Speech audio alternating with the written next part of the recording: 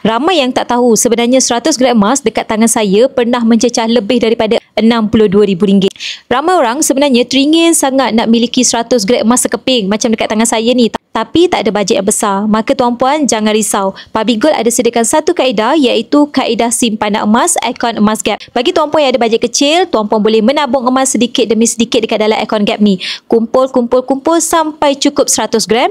Dah cukup 100 gram, keluarkan sahaja, pegang sendiri. Tapi berbeza pula kalau tuan-puan ada bajet besar. Sebagai contoh, andai kata tuan-puan business owner, founder produk ataupun tuan-puan baru dapat dividen ASB, tabung haji, KWSP. Lepas tu tak tahu nak buat apa dengan duit tuan-puan boleh alihkan ke dalam aset emas fizikal macam 100 gram emas di tangan saya ni. Apa yang tuan-puan boleh buat bila mana tuan-puan dah ada 100 gram sekeping ni? First, tuan-puan boleh gunakan sebagai dana untuk pergi haji.